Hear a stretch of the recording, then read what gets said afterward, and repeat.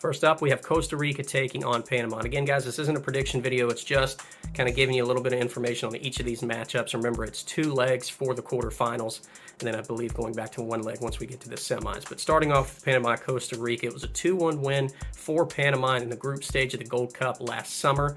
Again, we saw the great run that they had in that competition in 2023. For Panama, they've won 3 straight against Costa Rica, 6-1 in terms of aggregate between these two sides. And in fact, Costa Rica have never beaten Panama under a Nations League banner in terms of competition, 0-3 all time. Costa Rica have certainly not been at their best as of late. I think Panama are one of those dark horse teams that could really be dangerous, and I think they're starting to build something special in terms of being able to qualify for 2026. Now, again, with the recent form and some competitions, getting to the Copa America quarterfinals, they got to the final of the Gold Cup back in the 2023 summer. I think Panama, again, are going to be very dangerous in this competition if they can get by Costa Rica. Costa Rica are going to have to limit their turnovers. They're going to not have to foul, and they're especially not going to have, they're going to have to stay out of the referee's book early. Again, both of these sides have their own way to play their own antics, mentally try and get into your head as best as they possibly can and get you off your game. But I think Panama really have the edge right now, considering how well they've been in form against Costa Rica as of late.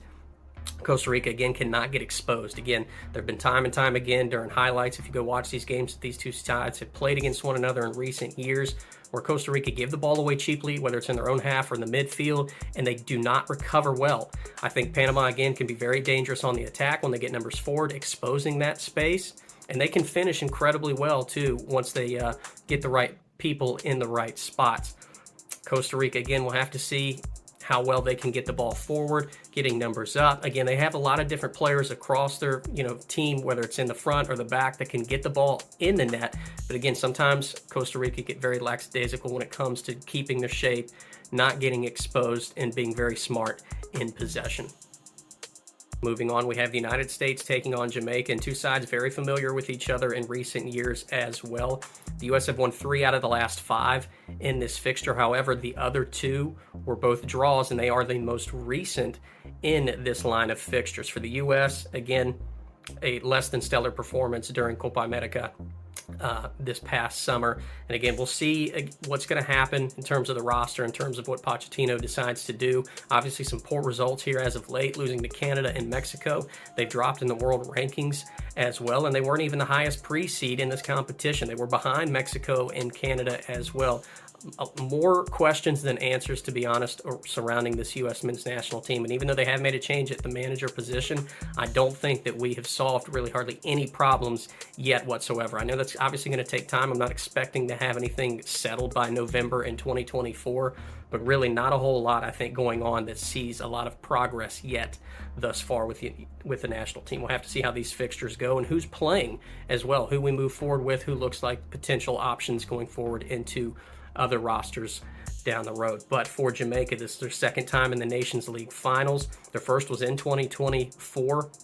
They finished 3rd back in the spring, which again was their best yet. I think they're going to have to stay patient offensively. Again, we know the attacking options that they have. We'll see what their roster looks like, if they're fully loaded or if they're potentially missing some people.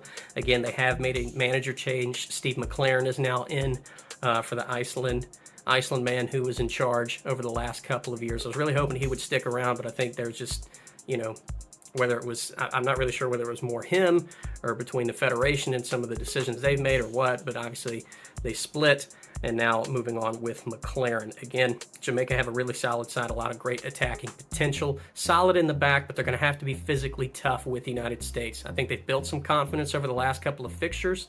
Again, we saw this team almost knock the United States out of the Nations League back during the semifinals before the U.S. scored a late goal to send it into extra time. And again, they had a really solid result in Chicago during the Gold Cup group stage to kick things off a year and a half ago. So again, we'll have to wait and see what the U.S. look like.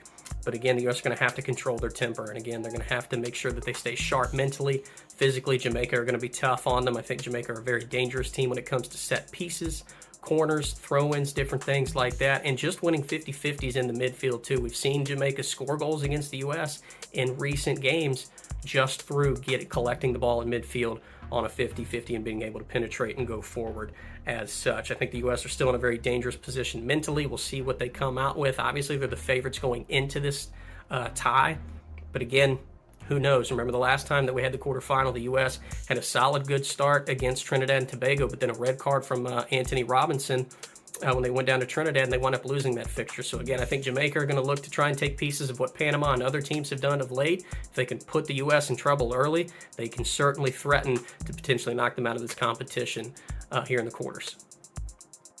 Next up, we have Canada taking on Suriname. And again, these two sides have not met since 2021, but Suriname, again, it's nice to see somebody kind of out of the ordinary in this competition. They got here through a really solid group stage. They surpassed Guatemala. They were tied on points, but had a better goal differential with +5 to +1 for Guatemala to ensure that they got this quarterfinal berth. Again, like I said, it was 4-0 between these two sides 3 years ago. But keep in mind, Suriname actually did hit the crossbar early in that game, and it was only 1-0 in favor of Canada at half. Again, Suriname are going to have to be a lot more disciplined, especially in the back, tracking runs, not being so separate and far away from each other in terms of allowing a lot of space for Canada to get in behind or check two and look to create combinations. They're going to have to be a lot sharper and tighter with their midfield as well if they are going to have to stay in a low block defensively and try and absorb a lot of pressure from Canada. Now, again, I think their midfield presence going forward is going to be important as well. How many outlets do they have? When can they get the ball forward? Because Jesse Marsch is going to have this Canadian side pressing high. They're going to look to try and create a lot of mistakes and make sure that Suriname do not get space going forward. Again, Canada can recover pretty well, and I think this team has really right now is in a great mental state. I think they're confident, they're playing well, they've seen some really good results as of late, they've played some really tough competition too, so it'll be important for them to not kind of play below the standard that they've already set for themselves. But for Suriname, again, they're going to have to be sharp whenever they get the opportunity to get in Canada's final third, at least make some things dangerous for their goalkeeper, test them whenever they have the opportunity, and follow up your shots as well. Again, we see a lot of teams who maybe aren't quite as good as their opponent, sometimes get some great chances, but then they don't send enough numbers forward at times and don't take a few risks, and then they never get the opportunity to get a bounce or a fortunate look on frame. So I think Suriname will be smart to do that when they do get the chance to counterattack. They're probably not going to be able to get in possession a whole lot in Canada's half. Again, trying to absorb that pressure defensively, but again, their movement off the ball is going to have to be sharp too. Canada can use the wide spaces a lot when they do create turnovers. So again, Suriname are going to have to be smart when they are in possession just to move off the ball as much as possible. Keep the flow going. And again, just be simple. Whether that is, playing the ball direct or playing the ball backwards or playing negatively or switching it an awful lot as much as you possibly can, just being very critical and smart with their decision making and not putting themselves or their teammates in a bind where Canada can certainly pounce and put a lot of pressure on this Suriname side.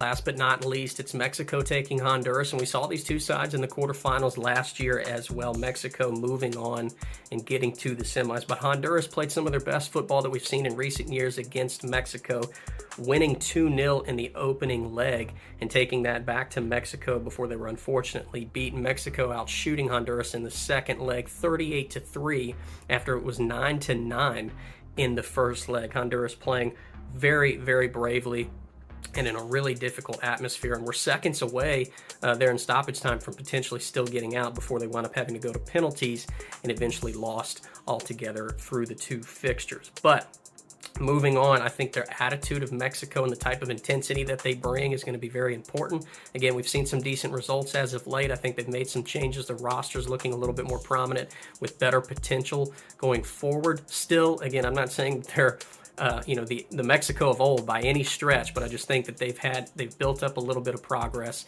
in terms of their camp, in terms of their players, and what we could see potentially out of this team going forward. Now, for Mexico, again, they do like to play with a lot of that intensity.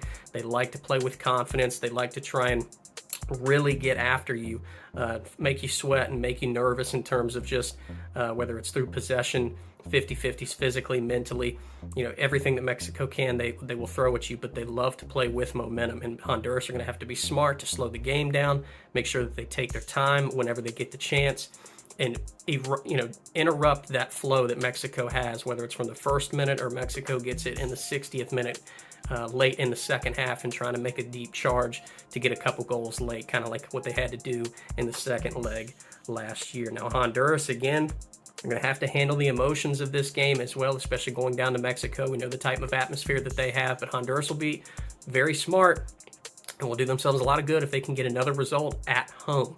Again, it's a huge swing, I think, sometimes for a lot of CONCACAF teams, maybe more so than fans realize, the opportunity to play at home in front of your own crowd and on your own type of turf than it is when you're on the road. But again, Mexico are going to have to defend confidently. And so the same with Honduras. I think Mexico are going to be very dangerous out wide. You know that they're going to use a lot of the space in the midfield as much as they can to try and exploit and attack and drive forward and make Honduras defenders commit to them, pulling them out from their natural structure in a defensive shape. But they're just going to have to stay composed. They're going to have to stay composed in the back, in their midfield, ensuring that they get help on the weak side whenever Mexico looks to switch and really take players on 1v1, which Mexico are obviously going to be very dangerous and want to commit and really go at you in these small battles throughout the game itself. But for Honduras, again, they've just got to communicate efficiently across the board, both offensively and with their defensive structure. I think it's going to be a tall task to get by Mexico. Honduras have not really been good as of late, and this 2-0 win against them back in the quarterfinals last year was one of the best results that they've had here recently. Not a lot of great stuff in the Gold Cup last year either, but again, it's a toss-up. I think Honduras are really going to be smart to have to try and get something out of this first leg to make themselves feel a bit more confident going forward. If Mexico take it to them and they're up by 2 or 3 goals in the first leg, I think it's going to be very difficult for Honduras to come back, but we'll have to wait and see. A lot of emotion, a lot of built-up tension in this as well with recent games and knowing how close that they were. And let's see if Honduras can try and unlock that confidence from them that they had back last year. As always, guys, thanks again so much for watching. Make sure you hit that like and subscribe button if you haven't already done so. And again, I apologize for my recent absence. Hopefully, we're going to get back into the swing of things here as soon as possible. A lot of great stuff coming up in the international game for both men and women going into 2025. And still some really good stuff here at the end of 2024. So we're going to try and cover it as much as possible. But really, hopefully a lot of good stuff in store for 2025 as well. Thank you guys again so much for sticking around. For those of you that have, really appreciate your support as we continue to try and build this page and hopefully get to it on a more consistent basis. Not have any more of these types of instances where we go a couple months without really getting anything done. So again, really hope that you guys stick around, and again, appreciate all your support. Let me know down in the community page as well your predictions for these. We've put up questions for all 4 quarterfinals, and again, we've got more content coming your way in the near future. So again, guys, thanks so much. Have a great day.